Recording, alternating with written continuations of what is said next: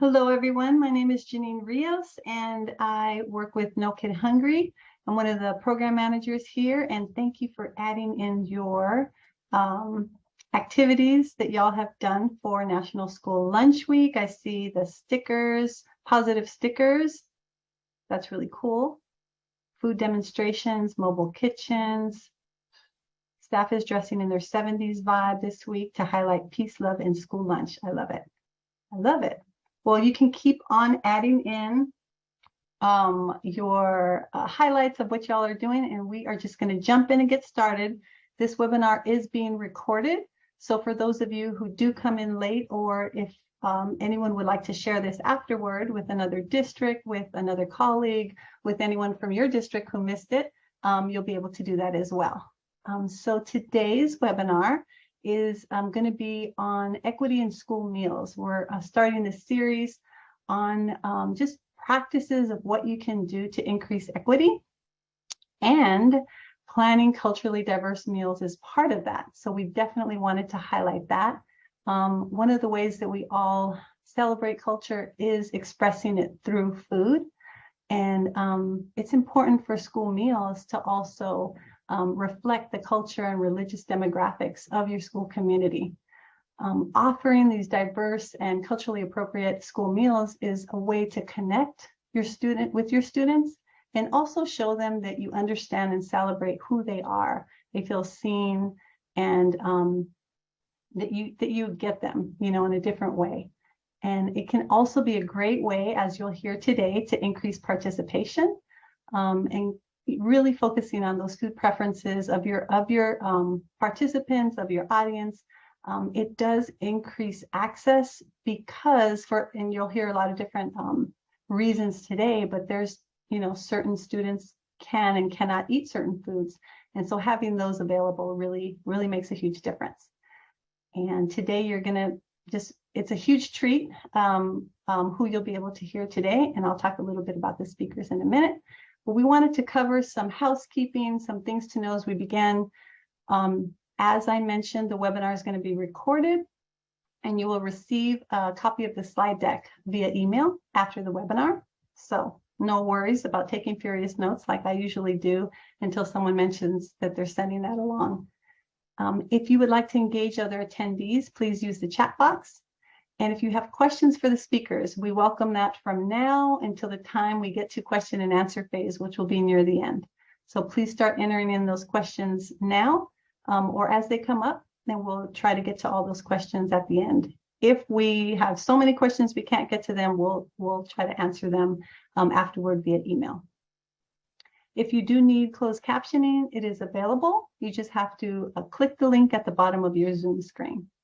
And let's look at the agenda for today. So it wouldn't be a webinar without a poll question. So we're going to start with a few polling questions after this. I'm going to introduce the speakers, and then you're going to get to hear from the amazing lineup that we have today. I'm just so excited.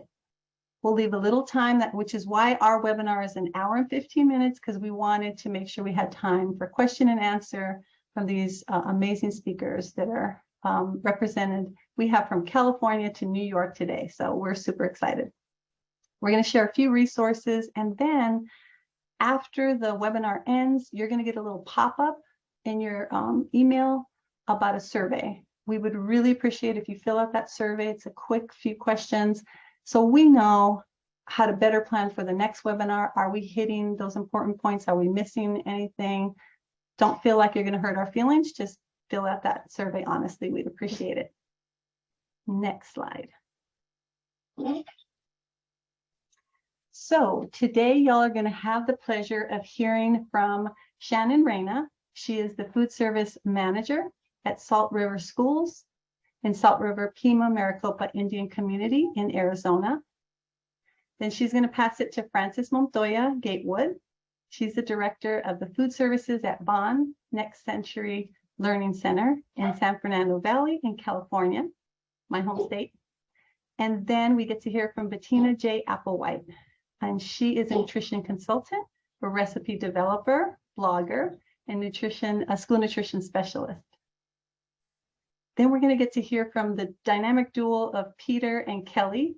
Peter is a chef and a training developer at the Office of Food and Nutrition Services in New York City Department of Education. And then last but not least, and part of the dynamic duo is Kelly. She's a training developer in the same Office of Food and Nutrition Services at New York City Department of Education. They're a good complement of how they work together, and they're going to talk about their programs there. Without further ado, I'm going to pass it to Shannon to start us off. Take it away. Skutash, Aniap Chugig, Shannon Reyna. Good day. My name is Shannon Reyna. I'm the food service manager for Salt River Schools. I am an enrolled member of the Salt River, O'odham, and Peepash tribes. I live and work on the Salt River Reservation. I have been a school nutrition professional for almost 15 years. Today, I'm going to share what we at Salt River Schools have accomplished and what we are working towards in creating culturally inclusive menus. First, I feel it is important to share with you why it is important to plan menus that contain ancestral foods. Growing up in Salt River, I was surrounded by family. In fact, my entire world was contained within a 2-mile radius. I could easily walk 1.5 miles from my mom's house to my Grandma Reina's, and my Grandma Hazel was less than 1/4 miles away. I knew if I visited my grandparents' homes, I would find my grandma in the kitchen. Grandma Hazel would always ask if I wanted a snack. She usually gave me a cookie. My Grandma Reina did the same, but she would offer me peanut butter and jelly rolled in a tortilla, which was delicious.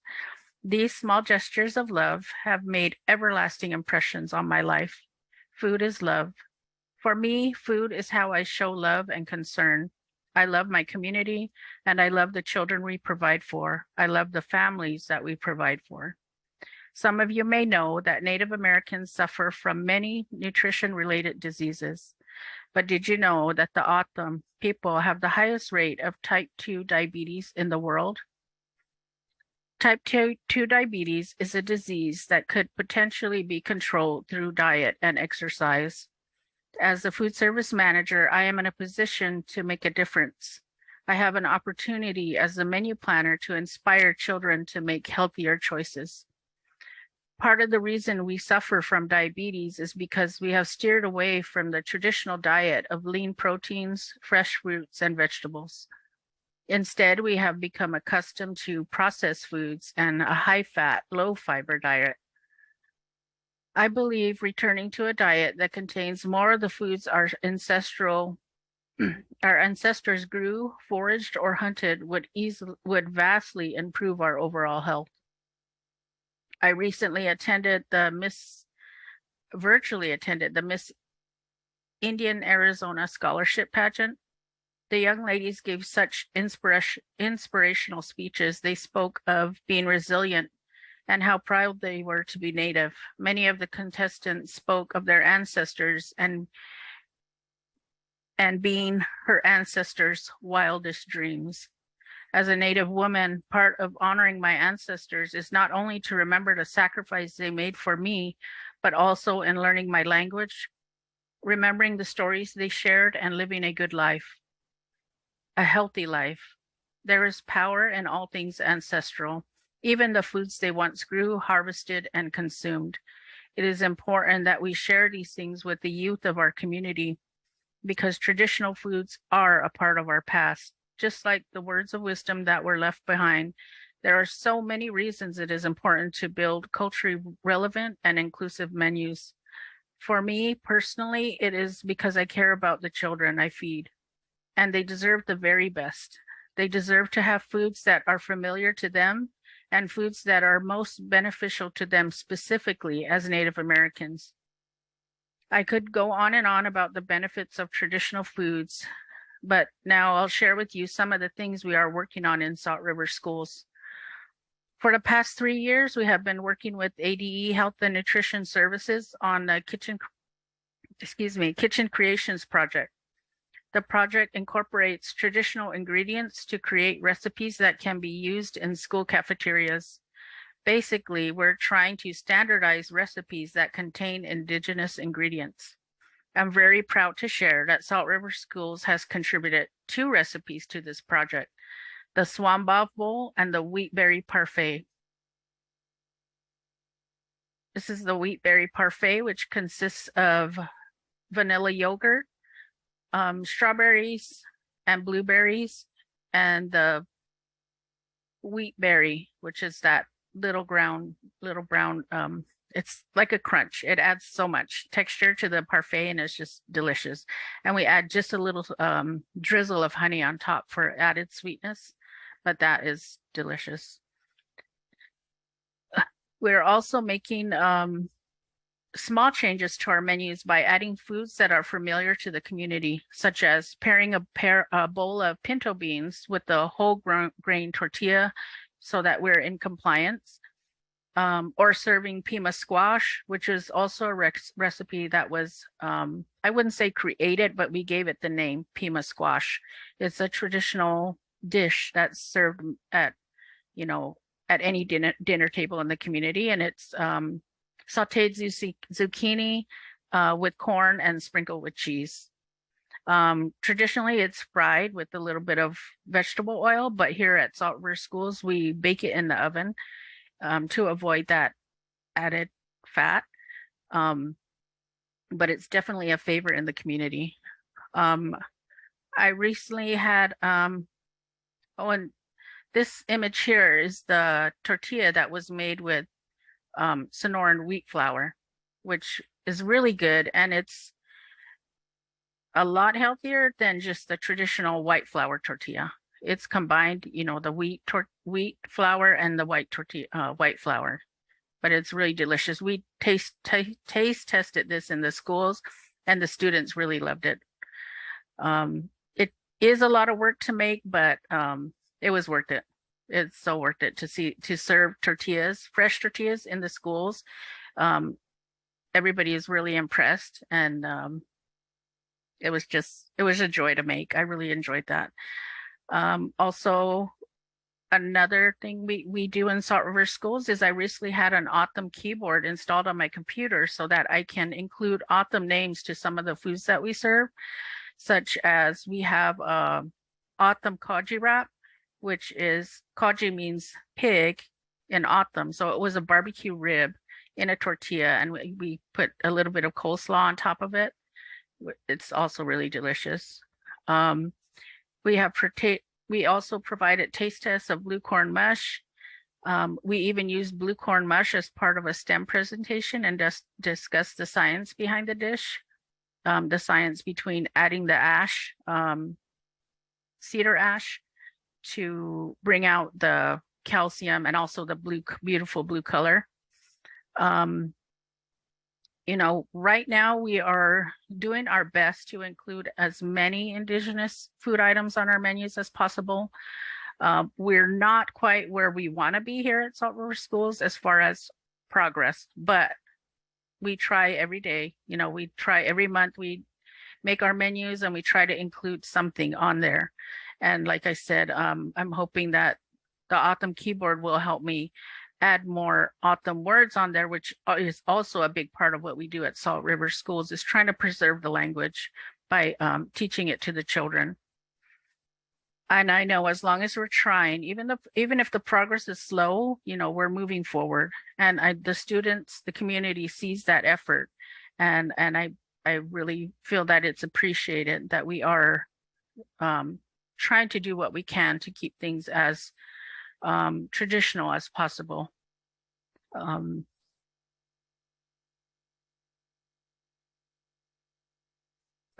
yeah, I just really wanted to share my passion for mostly the reason why I feel this is so important work, why it's such important work, especially here in Native communities, my community, because I do see so many people suffer from this debilitating illness. I've lost so many family members, and it's breaks my heart because it's like something that could have been prevented, just by changing the way we eat. And I'm guilty, of that same thing, making bad choices. And so, but I really want to make a difference in the community, and this is my life's work, honestly, is to make a difference in somebody's life so that they don't have to suffer or they don't have to see their family suffer. And that is what I wanted to share with you today. Taihugai, Sapo, which means I'm done and thank you. And I will now turn the time over to our wonderful Frances Montoya Gatewood. Thank you, Shannon. That was a beautiful presentation. We really connected with your community through all of your words and pictures.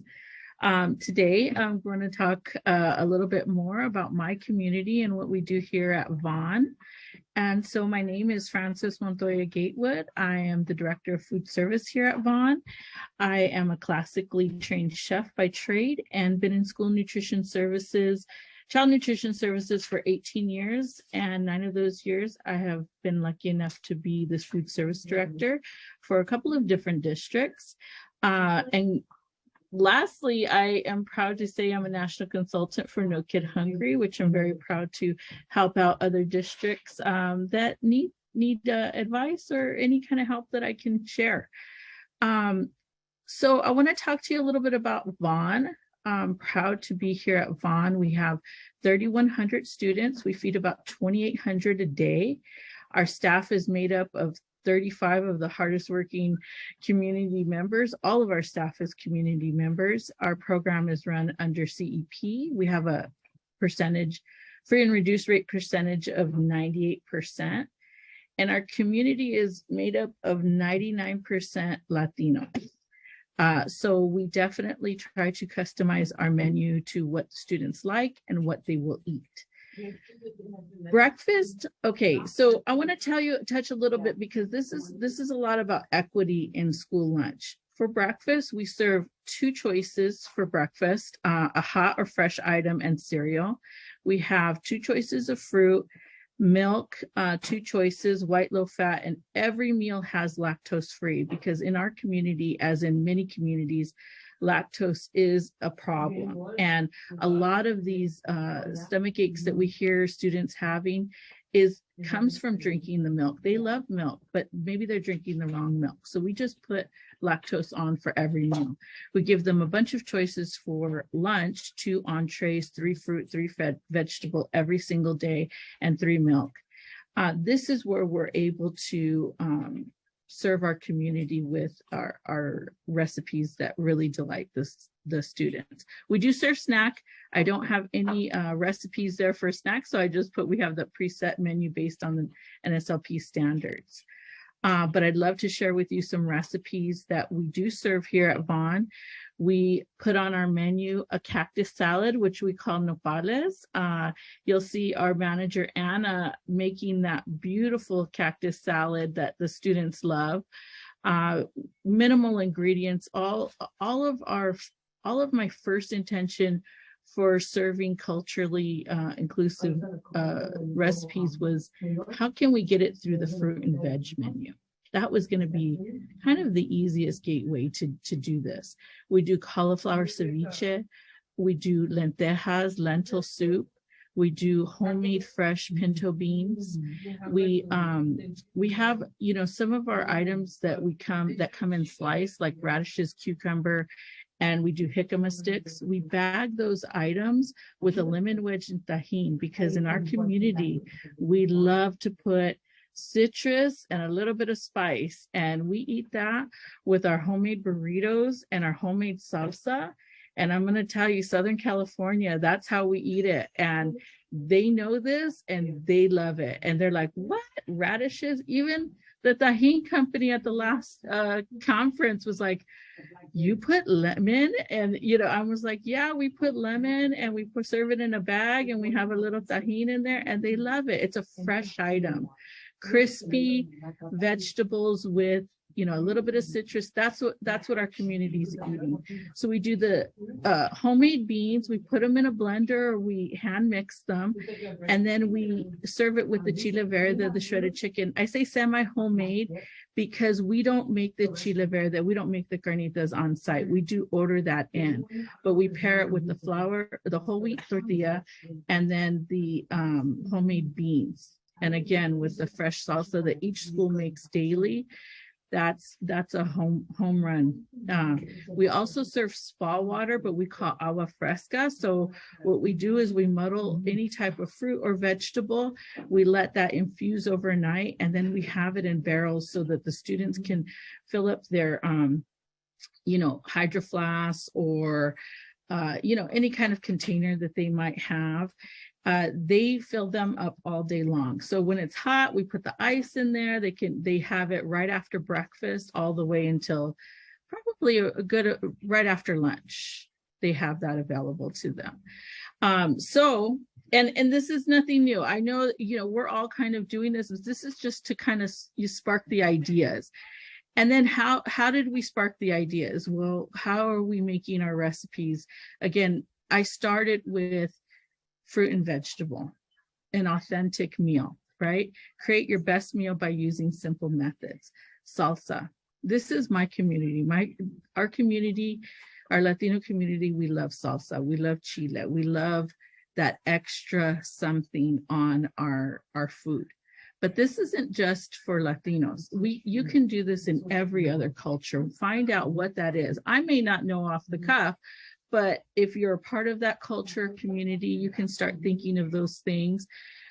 A lot of my menu items are based with pico de gallo, which is tomato, onion, cilantro. And then you just add that cactus, you add the cauliflower rice, we add the lentils, we add black beans, we add pinto beans. So for the extra flavor in our pinto beans, we add the tomato, the onion, the garlic, the cilantro. Then we blend it because we can't use so much of the sodium, right? And we don't use it. And the flavors just, come out. And then we serve that with a chip. Forget it. The kids are getting that vegetable that day, paired with, all of our other menu items. So it's just when they're coming through the line, hey, did you get the frijoles? Did you get the beans? Yeah, we have chips with them. Oh my God, they're so good, right? And then the kids get excited. So blending those items with all those ingredients together really does turn you into a different recipe. These basic, ideas and methods can be used in any cultural food. You just have to find out what those recipes are, just like hummus and Shirazi salad. It's very similar to pico de gallo. And then, so these are some of the things that I do. Well, there's a lot of things I do to outreach and get the information that I need from our community. Mainly, I'm going to start with parents. This is Vaughn culture. Vaughn culture taught me, and I did not come in as a food service director knowing this. Vaughn already did it. Parent outreach, attend parent meetings. I actually did a cooking demonstration for hummus. We did canned jelly and jams. I was teaching them a bunch of different things. They loved it. And then so I'm connecting with the parents. I'm educating them about our program. I'll attend a parent meeting where it's just me. They want to talk about food service. I give them a line of communication, and you don't have to do this, but give them some sort of line of communication, an outlet where they can ask a question, whether it's email, a general phone number. I have a work phone. I give everybody my phone number, and believe it or not, they don't all call. But they will text a quick question, and I'll tell you, it goes a long way for them to just know, let me call Francis is a big deal. And because it makes them feel comfortable to know that they have somebody that's going to pick up an answer. We do surveys, we do parent forums. During the pandemic, we did parent forums. I invited the distributors, the produce distributor, our frozen food distributor, so that they can get a bigger picture of how we get the food to the plate and what our challenges were. But even in parent forums now, talking with them, letting them know what challenges we have, asking them what the kids like. What are the biggest things? Is it lactose? Is it cheese? Do we have too much cheese on the menu? What are they looking for too? Because they're going to be supporting us at home, like, hey, eat your lunch, I know you have food. And you know how they know? Because at back to school night we do taste testing. I bring it all out, tamales, pupusas, homemade everything. And the kids this year were so excited about all of these items, they were encouraging their parents to taste them. So I was really excited about that, you know, that they really like it. Even pickles. I had the pickle chips, you know, for hamburgers and things like that, but the pickle spears, oh my God. I had a kid, he had like 3 of them in his hand. I'm like, where'd you get 3? He's like, oh, everybody gave me theirs because I love pickles. I'm like, oh, that's awesome. You know, eat your pickle. But, you know, the fact that they're excited to eat these different items, you know, and putting them on the menu, seeing what the kids think, talk to the kids. Who's in your community? You know, mine is 99% Latino, right? So I have a connection. I'm a Latina, you know, I know what I cook at home, but it doesn't mean that I've worked only in this community. I've been in many other communities and had to connect the same way. I feel like I'm a part of the high school student council because they email me, I talk at their meetings. I have invited brokers to taste test items just at those meetings so that I get their buy-in to put items on the menu. I talk to the students at lunchtime. They already know I'm coming around. We have share tables. Sometimes our staff, you know, puts a tray together and who wants does anybody want a second item? Include school students in the meal promotion. So we have students promoting the meals at and their daily announcements. You know, anytime I go to an admin meeting or a teacher meeting, I'm introducing the menu. I'm letting them know what's on the menu. You know, hey, did you know that we're doing homemade beans this year? You know, oh no, I didn't. Yeah, you know, you should really, you know, come by and taste it. Just communicating and just leaving it open to where they can ask any questions. Take the hard questions first. If you're at a parent meeting, at a teacher meeting, and you know they have several questions, take those hard questions on first, because then you'll feel more confident, you know, later on. But ask the questions back. What would you like to see on the menu? What do you think? And you know what? You're going to get a lot of information that maybe you weren't open to, but after a while, you know, people have good information in that. And if you're listening and saying, oh, being open to, how can I tie this into the regulations instead of saying, no, we can't because of the regulations, it's going to make a world of difference. It's the outlook on those ideas, I think. Coming into Vaughn and seeing how open everybody was really changed my outlook on receiving advice and receiving, hey, can we do this? You know what? Let me see if I can do this. And you know, if you can't, you can't. But if you can, how awesome is that? Especially when the ideas are coming from the kids and the parents. I'm going to talk to you a little bit about the importance of culturally diverse menus. I'm Bettina Applewhite. I'm a registered dietitian and school nutrition specialist. I'm working outside of Baltimore City in the Baltimore metro area. And I became a dietitian because I love food. I love the idea that food can work in your body to help it be stronger and healthier, but also the fact that we may have very different, diverse backgrounds, but we know good food when we taste it, and that brings us all together. So I wanted to go over and just tell you a little bit about how America is changing over time. In the 1940s, when the school nutrition lunch program was started, the country was mostly white. And as time has gone on, as you can see in 2019, the population is getting a lot more diverse. And even though our general population is getting diverse, our children are even more diverse than the adults. As you can see from the chart in the next slide, the children's population, even though the total population is about 60% white, the children are only about at 50%. Sorry, can you change the next slide? No, thank you.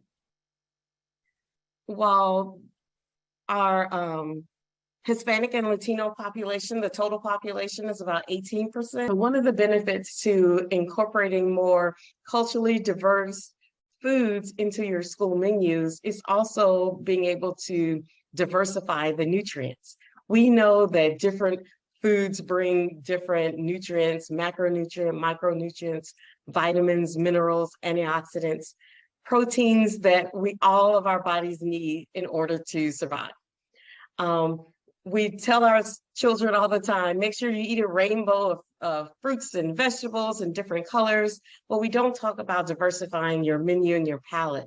We know that in Korean foods, there's a lot of fermented vegetables, like with the kimchi, and that fermented foods it has its own set of benefits, while the spicy foods in the Latino and the Thai cuisines also has phytochemicals and phytonutrients that are needed for the body as well. So when you diversify your menu, you're also diversifying the nutrients that you are exposing to children. You're getting them less adverse to trying new foods because it's something that's familiar, and it will make them more inclined to try new items later in life or to try new items even just next week. I don't know if she's back, but if we could go to the next slide, we can incorporate diverse menus. We meet a multitude of needs that we need for our school nutrition programs. We have vegan and vegetarian students who are following those lifestyles, and a lot of our Eastern menus, Eastern foods will have a plant-based menu that's more of their focus. So we also know that we have to get those beans in. Maybe we're not having as many troubles as some of our Latino communities that love our beans, but we also have East Indian cultures that have dal, we have edamame, we have the black beans, and we have different ways that we can have culturally diverse foods that will meet those needs that we need on our menus. And also one of the things we have to make sure that we're doing is making sure that a student gets a full meal. In doing so, we want to make sure they have to have their fruits, their vegetables, that they have their meat or meat alternative, and they have whole grains to eat. And once we combine multiple components, we are more than likely to be compliant with meeting the needs of having a full meal. Next slide. So in the 1950s, Margaret Mead was tasked to get together a group of individual experts to see what was needed in as nutrition requirements for our school menus. But what she lacked to incorporate was the emotion that comes with the meal. She wanted the food to be innocuous. She wanted them to have a low emotional value so that the majority of the students would be okay with eating what is offered. But as time has gone on, we know that we can't take emotion out of food.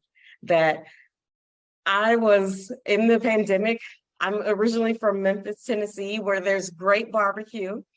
And I was not able to get to my family to Memphis during that time. And I talked with them over the phone and we did lots of Zoom calls. However, I did not feel like home until I actually got some barbecue shipped to my house, because we know what food means to us. We have most of our fondest memories are in the kitchen or around the dinner table. So we can't take the emotion from food, and we're also embracing the cultural diversity that we have in our populations. So with that, we are taking that into consideration, and we should be considering that when we are creating our menus.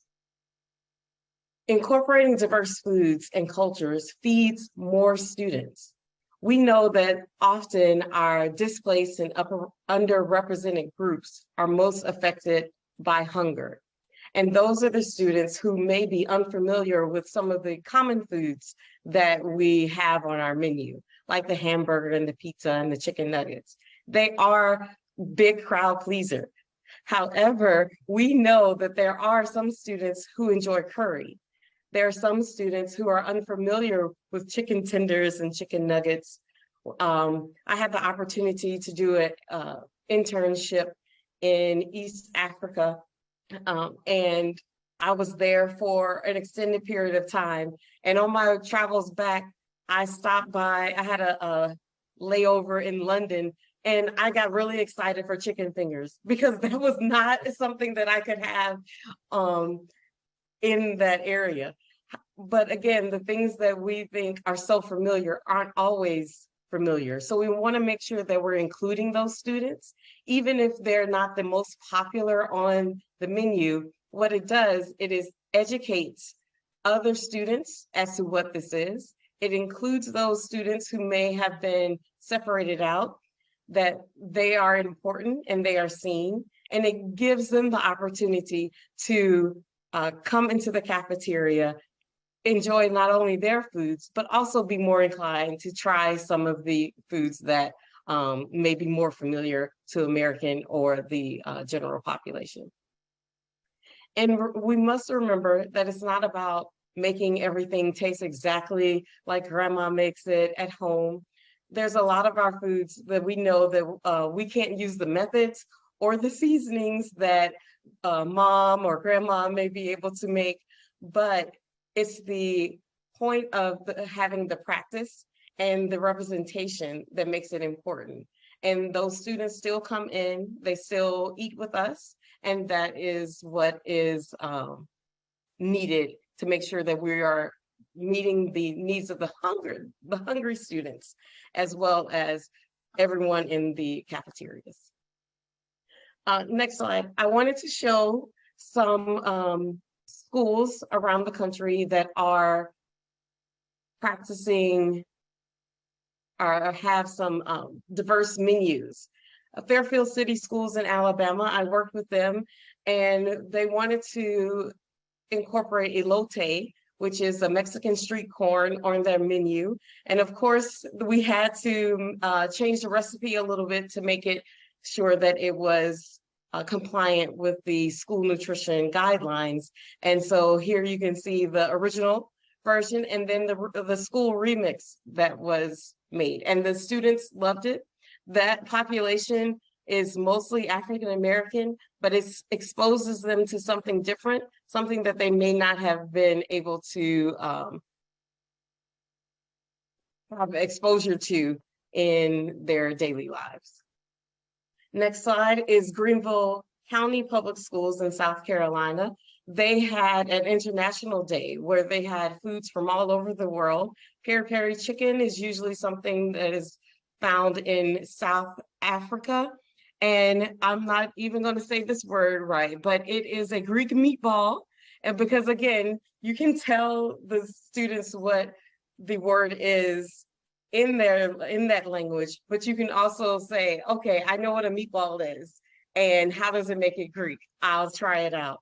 They also had Moroccan couscous and jollof rice, which is a West African dish. And you can see here where they had cinnamon waffles and dumplings with brown rice as well.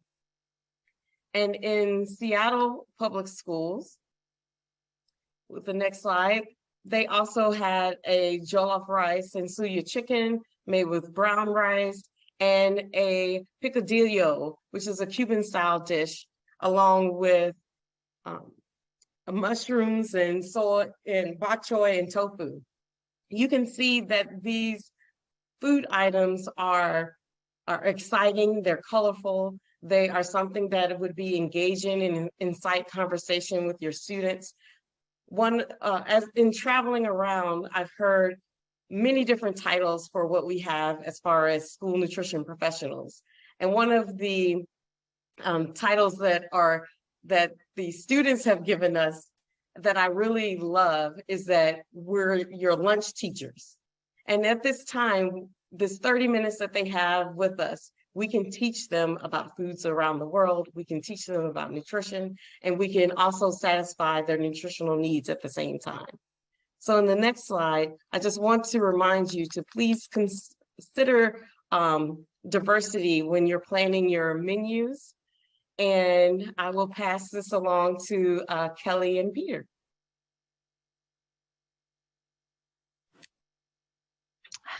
Hello, good morning. Oh, no, I'm sorry, good morning. Good afternoon, everyone. My name is Kelly Bacci, and I'm a training developer here at the Office of Food and Nutrition Services, which is part of the New York City Department of Education. Peter and I work out of our headquarters, which is located in Queens, New York. We overlook Manhattan, just to give you a little bit of perspective, and we have a beautiful view of the 59th Street Bridge. I have about 32 years at the Office of Food and Nutrition Services. Most of my tenure here has been as district supervisor. My concentration is in food service management. And about 6 years ago, I came to the training department as a training developer. So we have a really good mix in the training department because, as you're going to hear, Peter has the culinary background, which really complements our department. So, Peter. Good afternoon. So as Kelly was speaking, my name is Peter Fu. I am a chef, graduated from Johnson Wales back in the mid-90s. And I've been working in restaurants up until 2018, where I started in with OVNS doing the Scratch Initiative.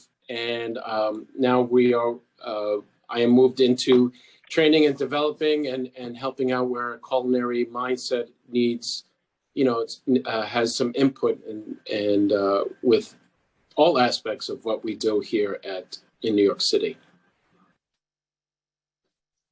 So the next slide. So just to give you an overview, we are very large, very culturally diverse. We have approximately 25 menus that are utilized every month that are prepared, made by our menu management department. We do have about 500 plus standardized recipes. We do have chefs that also work in the menu management department, as well as the training department, and they collaborate on these recipes. We have about 1,800 schools. We feed about about 1 million children a day. There's about 1 million children in New York City. We have about 900,000 meals, and our meals are made up by breakfast, lunch. We do have snacks and suppers, holidays and weekends programs. So there's a lot going on here. So the next slide. So we're here to talk about the Halal certification process and touch upon the kosher meals. So in 2018, New York City launched a 2-year pilot in 6 schools in the city, which is a small amount compared to the size of the city, to see if halal and kosher meals, which were very much needed, what the feasibility, what needed to be done in order to branch this out. So the pilot allowed New York City to determine the cost of the meals, the benefits, the feasibility, and how this would be implemented in New York City and where it would benefit the students. So the 2-year pilot, we know what happened in 2020. So at the end of the pilot, a pandemic happened, and we had to, in one day, we went from feeding children to feeding New York City. And as a result of the pandemic and this outreach that we had to do to certain neighborhoods of the city, the program grew during the pandemic. So we were able to add more schools into the halal food program and add more schools that participated in kosher meals. So what does it mean to be part of a halal certification program? So the next slide, please. So New York City partners with an Islamic Leadership Council of New York, the Maha Asharan, that created this a halal meal program to build food equity for the children in New York City schools. So what happens is it's a 2-part that we're going to talk about. There is an administrative end to this halal food program, as well as obviously the food end of it. And Peter and I collaborate on both ends. to get the schools to become halal certified. So what does it mean to have a halal certified kitchen? The next slide, please. So schools are selected to become halal certified, meaning an imam who is a head of the Muslim community would come and inspect the kitchen to make sure that we are following all of their Hyssop practices that Peter is going to touch upon. So there's district supervisors, a school food service manager, the school administrator, whether it be the principal, the assistant principal, the parents, or community activists would recognize that a school has a need for halal certified meals.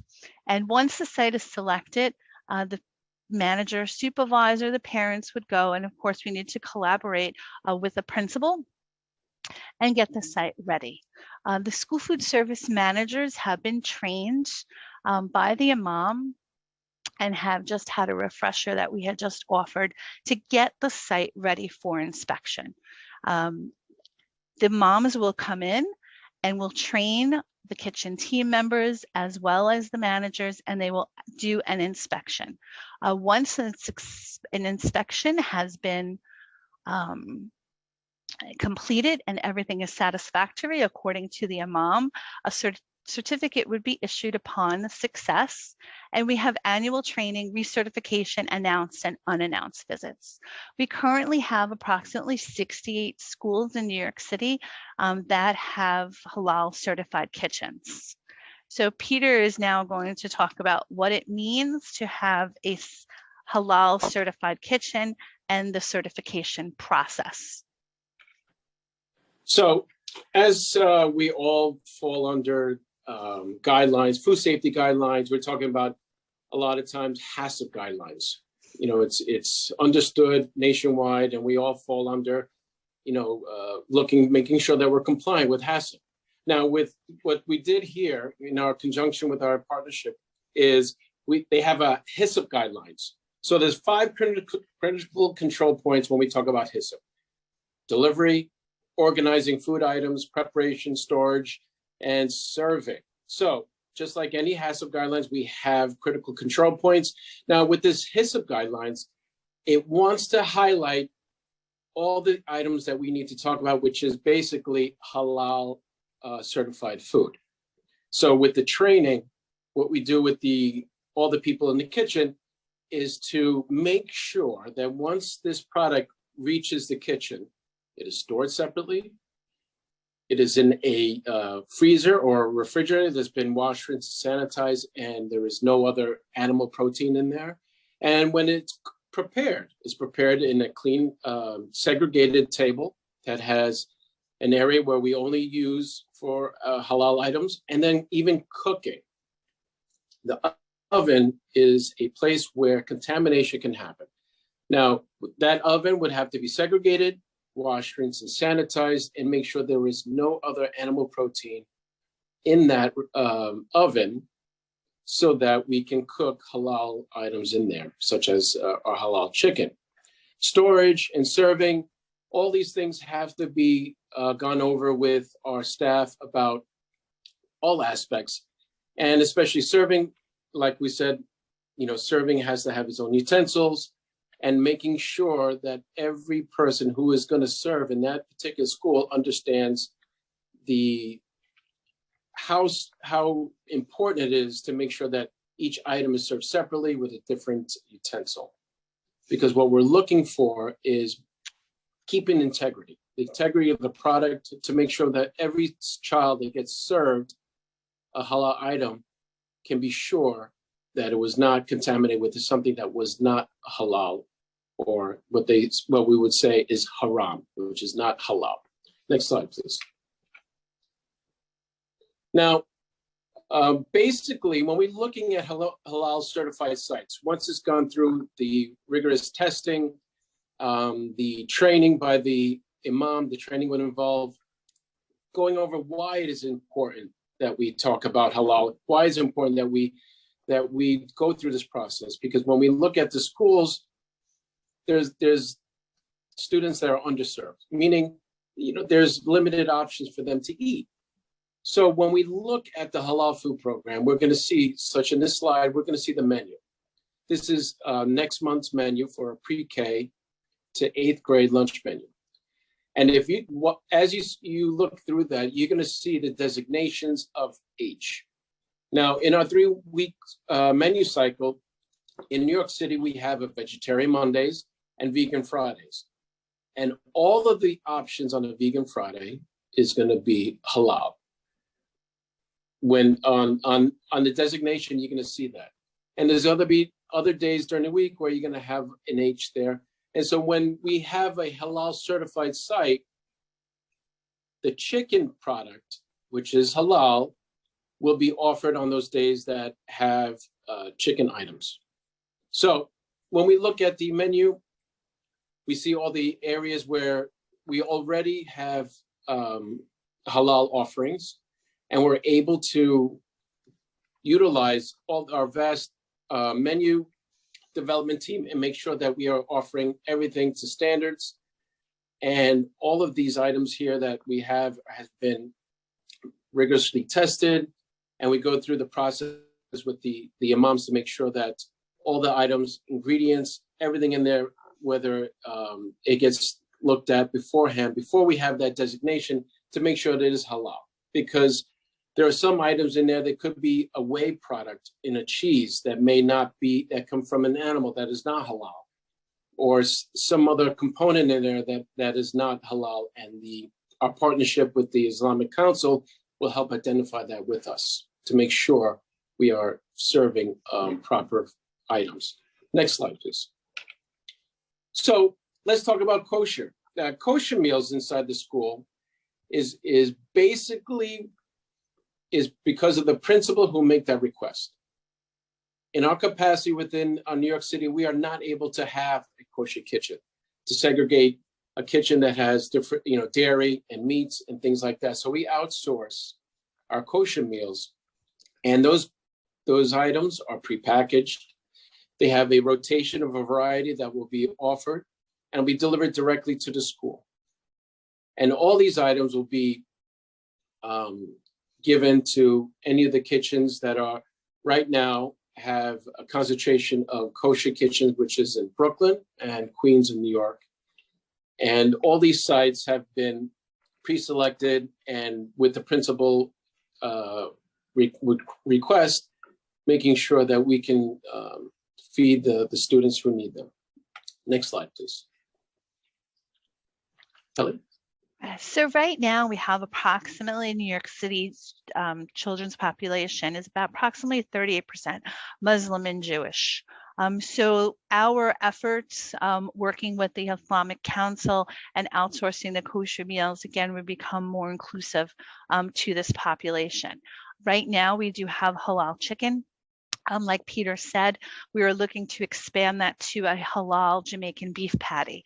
So everything has to get contracted out from New York City and approved, go through contracts, and then the imams would go through the ingredients. A lot of outreach is done through the different communities to meet the needs of the Muslim and Jewish communities through the PTA meetings, parent-teacher conferences, where the managers and or the district supervisors would attend these meetings.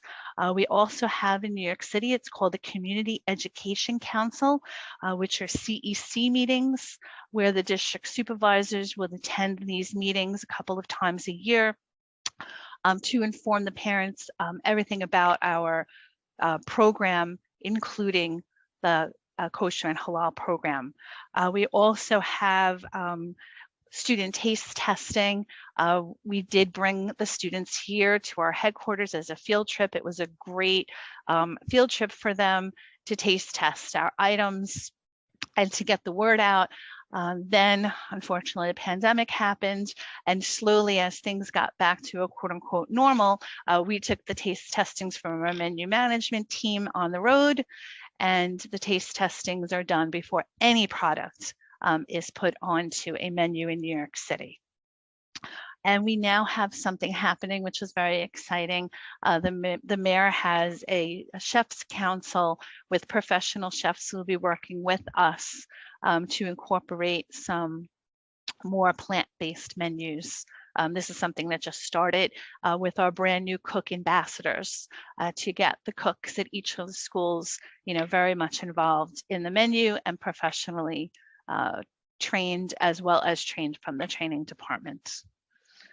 So that is the exciting things that are happening in New York City. There's a little bit of back-end administrative work with Halal, and we're working very closely with this one particular imam who has been wonderful, and we're growing the program together. So thank you very much. I'm going to turn this back to Janine.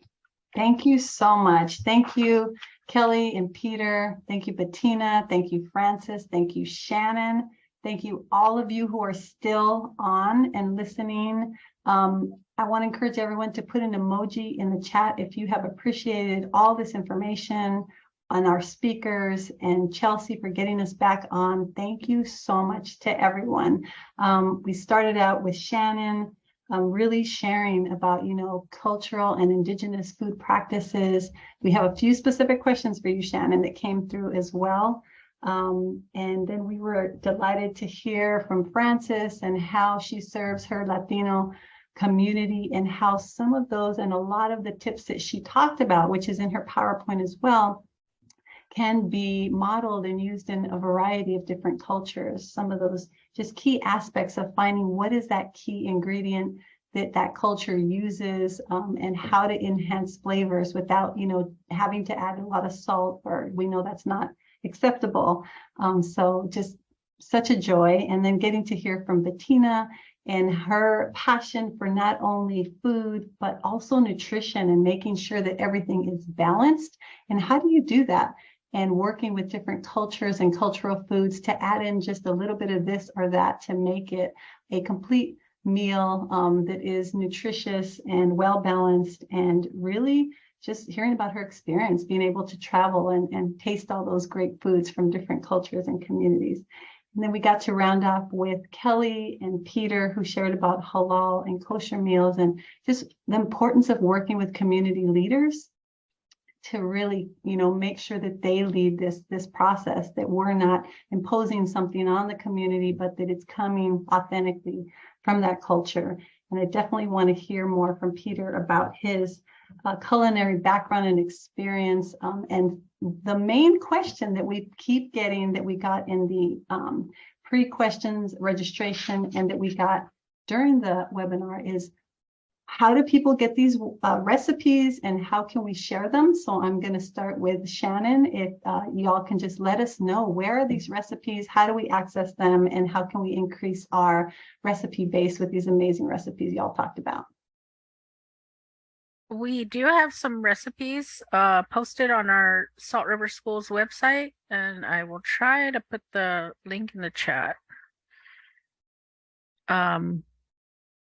But we have the recipe there for many traditional items. Let me think.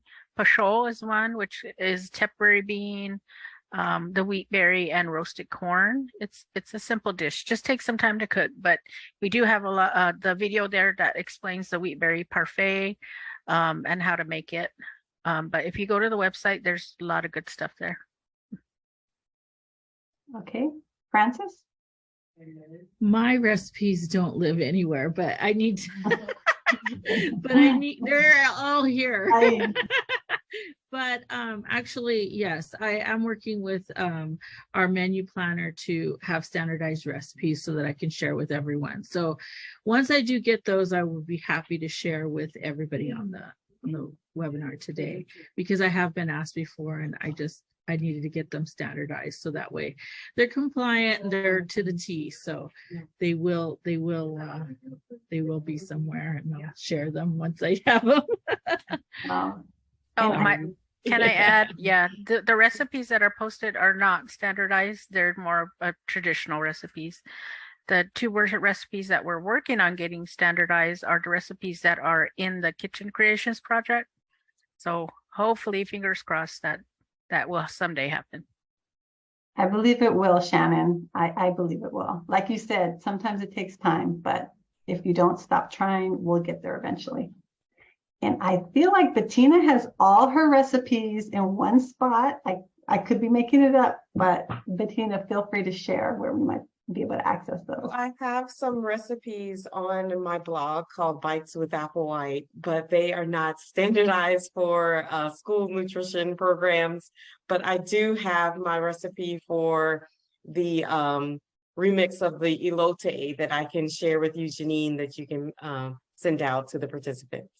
And that is standardized for school meals.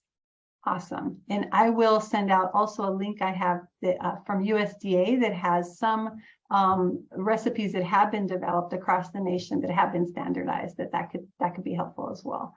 And then send it to you too, Francis.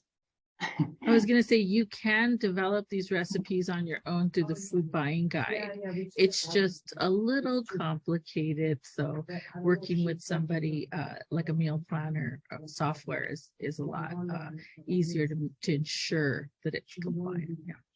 Awesome. And then Peter, do you want to share any of your recipes that I know you are the in charge of all of that?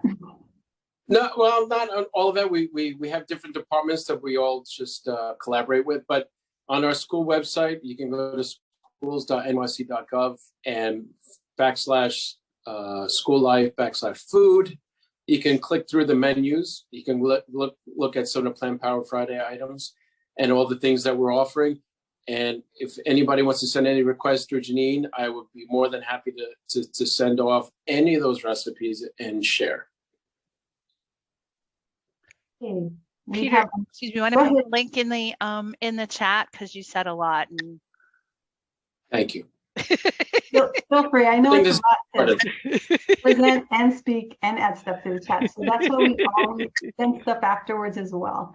So anything that we did promise, presenters will send to me and then we can send to you. We have a question about, oh, sorry, Peter.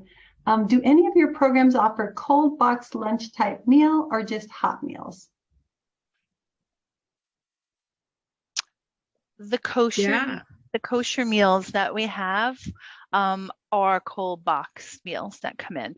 They're totally prepared, totally boxed, because we do not have kosher kitchens and because our employees are not kosher. For the most part, they cannot be disassembled. They come in prepared kosher from a kosher kitchen, and then they are distributed cold.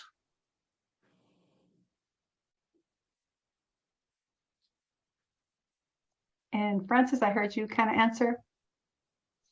Well, I mean, we do a grab and go, like something, like a sandwich, fruit, vegetable, and their milk. And so if the high school students have, say, a club they need to attend, we have a grab and go fast track line that they can have the meal already prepared in a box for them or in a bag. It could be hot or cold.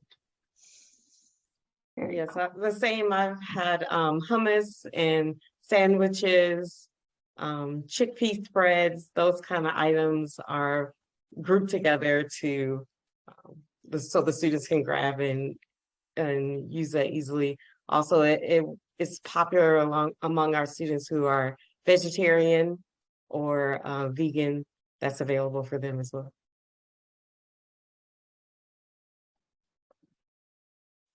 And Shannon, there was a specific question that came in for you on where can we find the keyboard that you talked about, or can you talk a little bit more about that keyboard?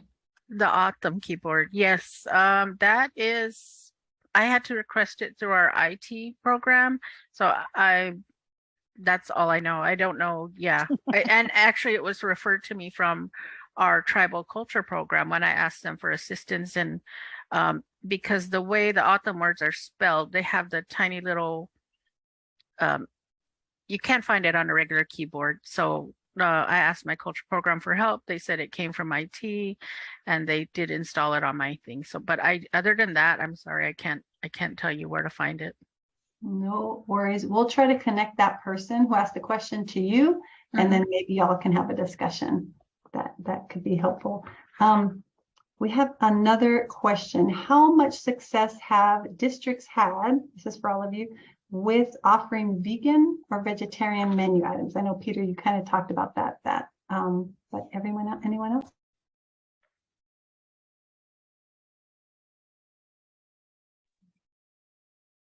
I think that it can get better. I will say that the offerings that we have right now, like the cold type items, I think that's all great. Those are all good offerings to start, but I think that it can be better, and it's something to concentrate more on. A hot meal, I always think offering something delicious, offering something yummy, like just the enticement of the meal for the students. So we are not there yet, but just everybody being inspired about, with all the great speakers today, thinking about getting those hot, yummy meals. I think it can be better. We do offer it. They do take it because they are vegetarian and vegan, but taking it to the next level, I think everybody on the call can really put our heads together and make that happen. So one of the challenges that we have in New York City is, for example, we had a taste testing last week where they were offering some K-8 students a falafel offering and a vegetarian burger. We also had a taste testing of a breakfast meal kit that didn't have a juice in there because we don't offer juice in New York City. So during those challenges of what we have is not so much the, we have the need. We do have the ability to reach out to these vendors, but when we have a contract, they have to go through the, a rigorous background check and a bidding process, and then also saying to them, okay, can you have 600, 700,000 portions every 3 weeks? The falafel tasted great. The veggie burger tasted really, really good.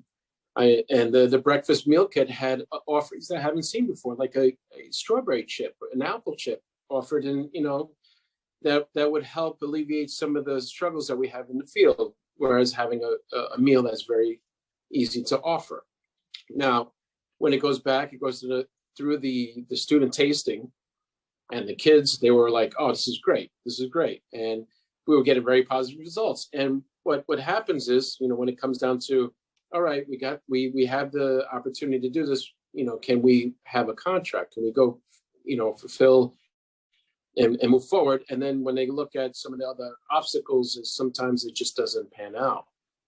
And it's not because we don't want it. It's just we have. I mean, with the supply chain issues post-pandemic, I think there's a lot of companies that haven't caught up, that haven't been able to produce, and it's very difficult to get into a contract with us, knowing that they're going to they have to make this huge promise to have this available citywide every 3 weeks.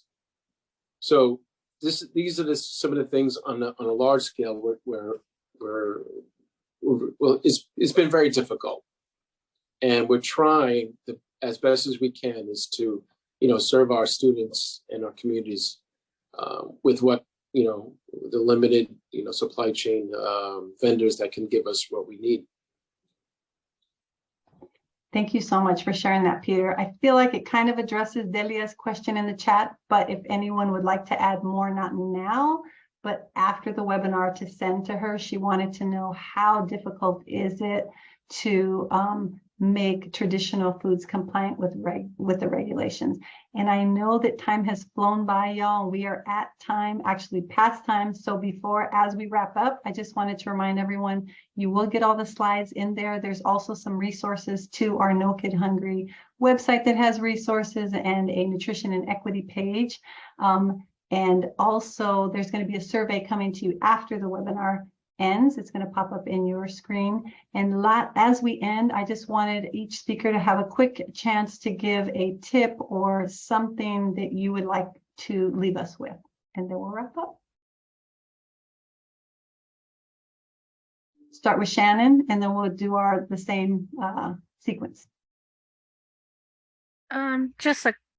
I guess just a word of advice, or more of a request. Just when you do, if you are able to serve any indigenous ingredient, just remember to include some education along with that. Much like we do the land acknowledgements, just if you could share where the ingredient came from, how it was important to this tribe. Yeah, and the tribe that it kind of is important to. That would be really helpful. Just, yeah. Thank you, Francis. Quick. Okay, anything's possible. You can do it. Reach out to your community, to the students, find out what they're eating, find out what they like, and make it happen within our regulations. It can be done. It's a lot of time and effort, but it can be done. Good luck, everyone.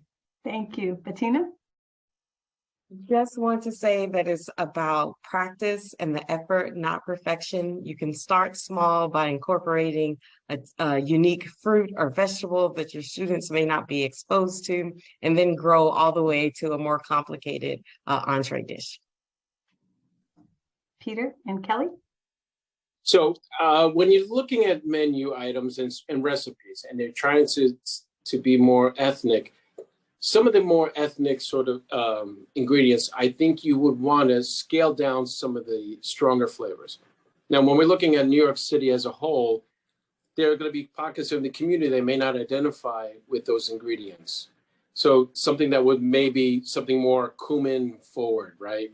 Or it has cilantro or any other sort of bold flavors. I would say mute that down a little bit because you want it sort of available to every palate that you're offering, that you're serving to, that you're offering it to. And I also think that when a lot of these new items get offered and gets scaled out, don't get discouraged. I think in the beginning, because if you look at through high school kids have already been eating some of the offerings for all these years. I would take their, some of their remarks, because they're so used to a certain thing, they're going to be expecting it. Now, I think where we can focus a lot of those changes is also between the elementary kids, because they haven't grown up with most of their prejudices of what they like to eat and strong flavors, and they're more apt to try. So I just want to encourage you when you're making these changes, stay strong and see it through, because I think on the other side of it will pan out for us. Thank you. Kelly? Well, to piggyback a little bit off of what Peter said, change is hard. I mean, change is hard for adults. Change is hard for children. They're eating with their eyes. And like Peter said, keeping at it, communication, and really getting the parents and the school administration involved, because I think that makes a world of difference. Awesome. And with that, we are ending 5 minutes over, but thank you everyone who stayed on, and thank you everyone who presented. I feel like we could talk about this for so much longer, and you added so much to all of our knowledge base, and just, it was wonderful. Thank you so much. And thank you everyone who attended. Have a wonderful afternoon. Thank you, everyone.